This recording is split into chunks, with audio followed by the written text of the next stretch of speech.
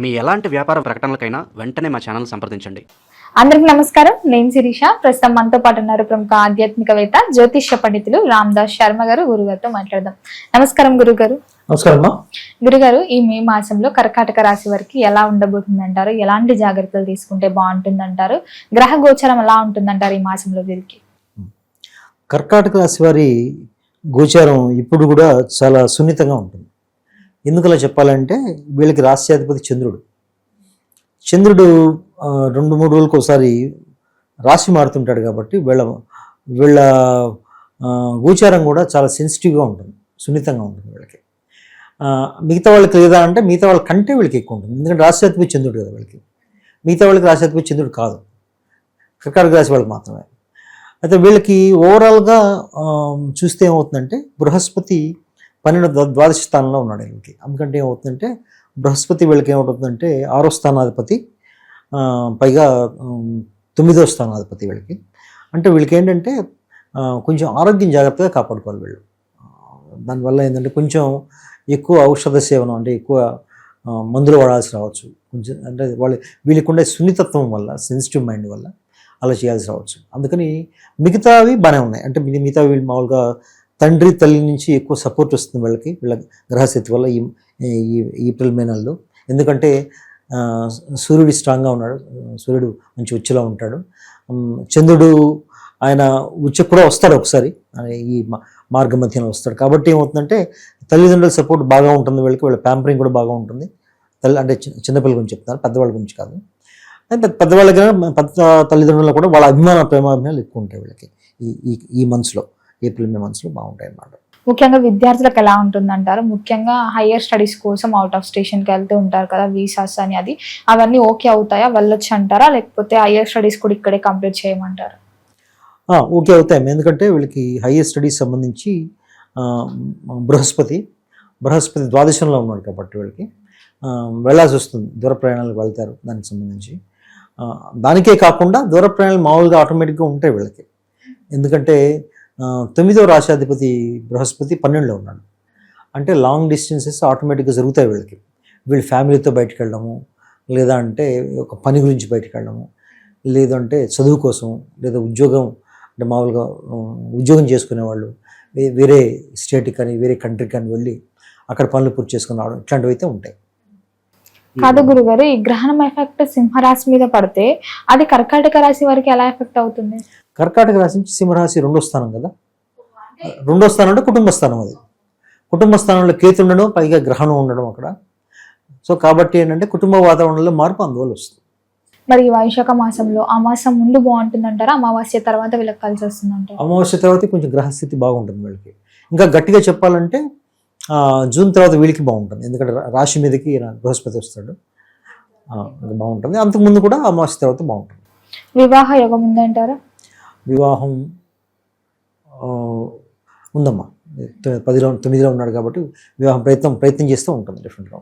కుటుంబ వాతావరణం ఎలా ఉంటుందంటారు? కుటుంబ వాతావరణం దగ్గరికి వస్తే ఏంటంటే వీళ్ళది కుటుంబ వాతావరణం సంబంధించి రాశి అయితే సింహరాశి. సింహరాశిలో కొంచెం గ్రహణం కూడా వచ్చింది, మంచిగా మనకి వచ్చింది. కాబట్టి పైగా ఆ స్థానంలో కేతు కూడా ఉన్నాడు.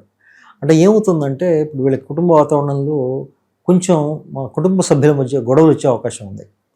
వాళ్ళు అన్నదమ్ములు అక్క చెల్లెల మధ్య కావచ్చు, లేకపోతే వాళ్ళ పేరెంట్స్ మధ్య కావచ్చు, లేదు అంటే బయట వాళ్ళు ఎవరైనా వచ్చి వాళ్ళ వల్ల ఇలాంటి గొడవలు రావడం కానీ ఇట్లాంటివి జరుగుతుంటాయి. కాబట్టి కొంచెం కుటుంబ వాతావరణం కొంచెం అశాంతిగానే ఉంటుందని చెప్పచ్చు. ఉద్యోగ వ్యవస్థలో ఉన్న వరకు ఎలా ఉంటుంది? ఉద్యోగం మారాలి, వేరే దగ్గరికి వెళ్ళాలి, ట్రాన్స్ఫర్స్ అలా ఉంటాయి కదా, వెళ్ళొచ్చు అంటారా? బాగుంటుంది. ఎందుకంటే 2వ స్థానం ధనస్థానానికి సంబంధించి సూర్యుడు ఉచ్చిపట్టి ఉన్నాడు కదా, ఇప్పుడు మేషరాశిలో ఉన్నాడు కాబట్టి ఆయన మంచి మేలు చేస్తాడు వాళ్ళకి, అది బాగానే ఉంటుంది. అయితే వీళ్ళు చాలా మందిలో ఎంతవరకు మన గ్రహణానికి సంబంధించిన పరిహారాలు చేశారో తెలియదు.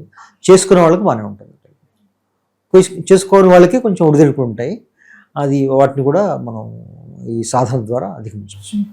మరి పెట్టుబడులు పెట్టడం కానీ, కొత్తగా వ్యాపారం స్టార్ట్ చేద్దామని ఆలోచన ఉన్నవారు చేయొచ్చు అంటారేమో? కొంతకాలం ఆగాలి, ఒక 1 నెల 2 నెలలు ఆగాలి.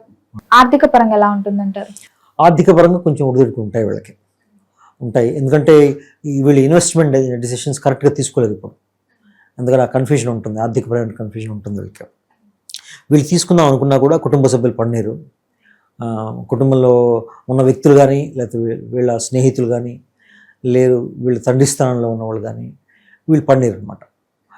పైగా ఏంటంటే ఆరోగ్యం కూడా జాగ్రత్తగా చూసుకోవాలి. అష్టమ స్థానంలో రాహు ఉన్నాడు కాబట్టి ఆయన ఎఫెక్ట్ కూడా ఉంటుంది కాబట్టి కొంచెం ఆరోగ్యం కూడా జాగ్రత్తగా చూసుకోవాలి. సహజంగా ఎలా ఉంటారంటారు ఈ కర్కాటక రాశి వాళ్ళు? కర్కాటక రాశి వాళ్ళు చాలా సున్నితంగా ఉంటారమ్మా.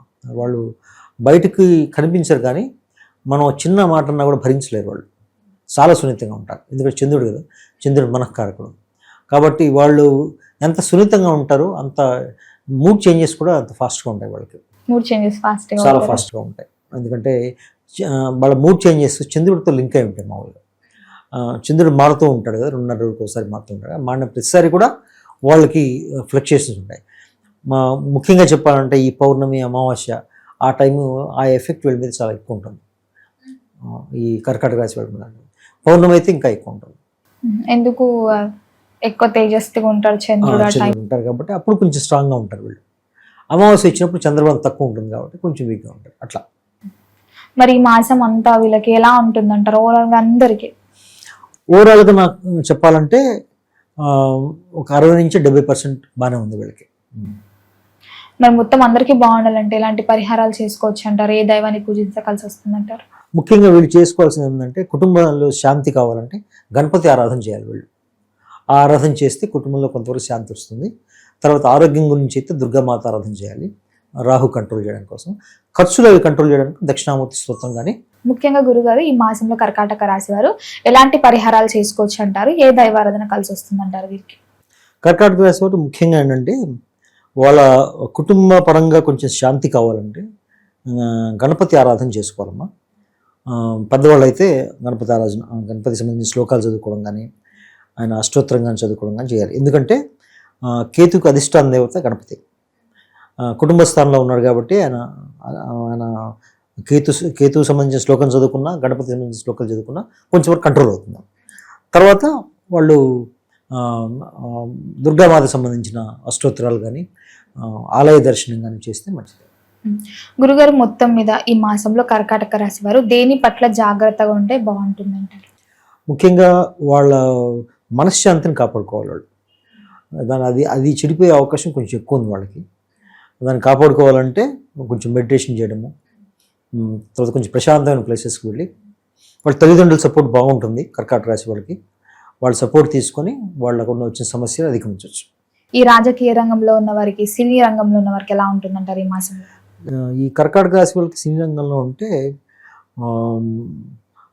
కుజుడు బాగానే ఉన్నాడు వీళ్ళకి, 5వ స్థానాధిపతి కాబట్టి బాగానే ఉంటుంది వాళ్ళకి. కుజుడు బాగుంటే బాగుంటుంది. అంటే కుజుడు అంటే 5వ స్థానాధిపతి అవుతుంది కాబట్టి బాగానే ఉంటుంది. రాజకీయ రంగంలో ఉన్న వారికి ఎలా ఉంటుంది? రాజకీయ రంగం కూడా 2వ స్థానం. రాజకీయ రంగం కొంచెం ఒడిదుడుకులు ఉండొచ్చు, ఎందుకంటే సింహరాశి చూడాలి. రాజకీయం అంటే సూర్యుడు ఈ మధ్యనే రాశి మారాడు కాబట్టి మొదట్లో కొంచెం ప్రాబ్లమ్స్ వచ్చినా తర్వాత సెటిల్ అవుతాయి ప్రాబ్లమ్స్. గురుగారు మొత్తం మీద మే మాసంలో కర్కాటక రాశి వారికి ఎలా ఉంది, ఎలాంటి జాగ్రత్తలు తీసుకోవాలి తెలియజేసినందుకు ధన్యవాదాలండి.